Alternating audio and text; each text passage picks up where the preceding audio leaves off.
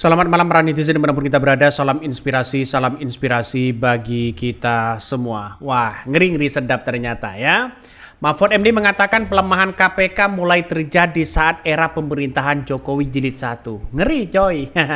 Sudah terbongkar apa yang kemudian disampaikan oleh Mahfud MD. Sudah terbongkar. Dan kabarnya sekarang ada titipan-titipan sana sini begitu kan. Ketika ada tes ya wawasan di KPK, kabarnya ada yang nitip ini, nitip itu dan sebagainya. Sudah dipecah-pecah begitu kan. Ada orangnya ini, orangnya itu kabarnya. Tapi pada kenyataannya adalah orang akan tahu dan melihat bahwa KPK hari ini sudah tidak begitu independen. Bisa saja diintervensi. Bagaimana tidak? Di dalam tubuh KPK sendiri ya banyak yang kemudian dipecat ya karyawan-karyawan mereka karena melakukan nuansa-nuansa yang bersifat mengarah kepada korupsi begitu kan.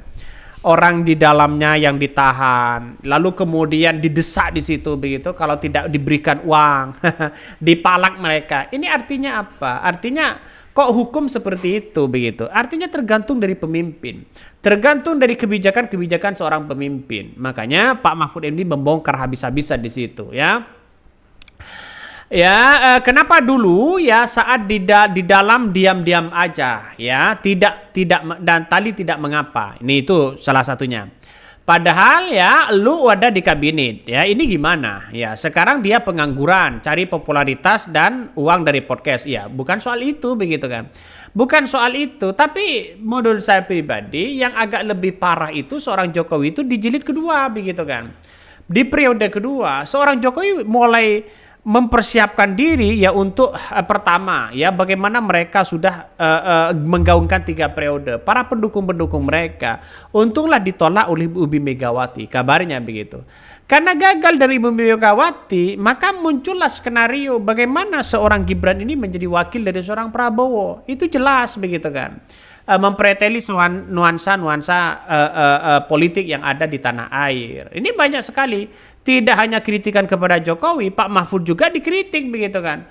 Dulu Anda sebagai menteri, kenapa sekarang kok belum mengakui? Nah, itulah komentar-komentar dari netizen. Tapi langkah baiknya, ya saya kira baik Pak Mahfud mengungkapkan seperti itu begitu kan. Ya mungkin karena saat dulu menjadi menteri ya, karena memang tidak ada visi dan misi dari seorang menteri begitu. Semuanya tergantung dari seorang presiden. Nah, inilah yang kemudian kita lihat ya. Nampaknya bagi kami melihat dengan hal ini harus benar-benar harus benar-benar diadili begitu siapapun orangnya karena sudah dibongkar habis-habisan oleh seorang Pak Mahfud MD, Profesor Mahfud MD ya soal hukum yang ada saat ini. Coba kita baca ya bagaimana soal MK yang kemudian kabarnya begitu kan ya, kabarnya sekarang saat tes wawasan di KPK banyak yang kemudian tidak lolos. Ini Mahfud MD, pelemahan KPK mulai terjadi saat era pemerintahan Jokowi Jilid 2. Mantan Menteri Politik Hukum dan Keamanan Menko Polhukam, Mahfud MD menyebutkan pelemahan Komisi Pemberantasan Korupsi KPK mulai terjadi pada era pemerintahan Presiden Joko Widodo. Mahfud mengungkapkan secara lebih rinci lembaga anti rasuah mulai lemah dalam wewenangan sejak tahun 2017. KPK itu diketahui orang paling enggak lah tahun 2016. Woi KPK, woi takut semua. Awas KPK, pada takut semua. Jadi kalau artinya apa? Kalau KPK bisa diintervensi di situ, saya kira jauh begitu kan. Makanya di era seorang Prabowo nanti ya KPK itu harus menjadi marwah, menjadi acuan, independen di situ tanpa diintervensi apapun. Walaupun jelas-jelas itu adalah institusi di bawahannya adalah seorang Jokowi, tak seorang presiden, maka setidaknya seperti KPK, KPU begitu kan, ya Bawaslu begitu, Mahkamah Konstitusi itu harus independen tanpa intervensi apapun.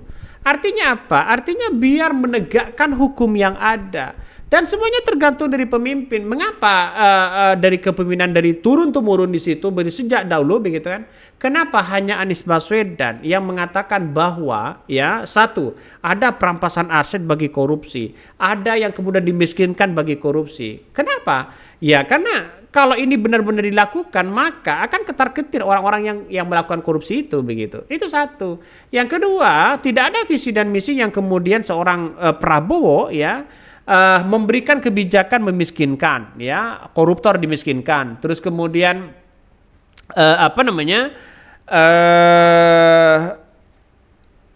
orang korupsi di situ begitu, dimiskinkan, ya, dirampas aset-asetnya, ya saya kira tidak ada di situ di kepemimpinan seorang Prabowo. Makanya kalau hanya kebijakan sana sini saya kira masih kurang kuat begitu ya. Seharusnya lebih kuat lagi ya.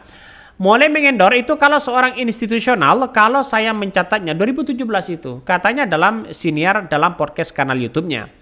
Bahkan sebenarnya kata Mahfud sudah ada pelemahan KPK pada tahun 2015 lewat revisi Undang-Undang KPK. Namun sambungnya Jokowi mengatakan tidak akan melakukan revisi tersebut di tengah pengumuman KPK mentersangkakan Kepala Badan Intelijen Negara BIN Jenderal Purnawirawan Budi Gunawan. Budi Gunawan ya sempat diumumkan menjadi tersangka korupsi saat masih menjabat sebagai Kepala Biro Pembinaan Karir Deputi Sumber Daya Manusia Polri periode 2023-2006 dan jabatan lainnya di kepolisian. Namun saat diumumkan sebagai tersangka oleh KPK, Budi Gunawan justru dinyatakan lulus uji kelayakan dan kepatutan atau fit and proper test ya oleh Komisi 3 DPR sebagai calon Kapolri. Pertama, awal pemerintahan Pak Jokowi itu tahun 2015 sudah ada rencana merombak KPK. Lalu Pak Jokowi mengatakan, saya tidak ada rencana sama sekali untuk melakukan revisi Undang-Undang KPK. Nah, terus sesudah itu tahun 2019 itu revisi Undang-Undang KPK. Jadi pelemahan yang sesungguhnya secara struktural resmi ya ketika 2017 itu lahir dari perubahan Undang-Undang KPK. Kendati demikian, Mahfud mengaku ya secara logika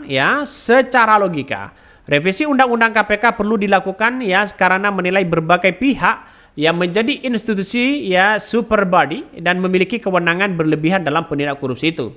Oleh karenanya itu, ya Mahfud menganggap revisi Undang-Undang KPK justru membuat kasus korupsi semakin parah daripada saat rezim Orde Baru. Lebih lanjut ya, soal informasi, skor IPK Indonesia sebesar 34 ya dan duduk di peringkat 115 pada tahun 2023 berdasarkan rilis dari Transparency International yang diumumkan pada 30 Januari. Salah satu pelemahan KPK yang kita lihat adalah oleh Mahfud MD adalah dimasukkan lembaga anti rasuah ke rumpun eksekutif. Nah, ini yang salah begitu kan ya. Maka kenapa sih ya KPK itu sering ada intervensi sana sini begitu. Makanya dengan adanya situasi politik itu intervensi apapun ya KPK itu harus independen begitu kan. Karena kita lihat saja seperti yang lain institusi yang lain seharusnya itu adalah independen begitu. Walaupun diatur-atur orang apapun bahkan presiden jangan mau begitu.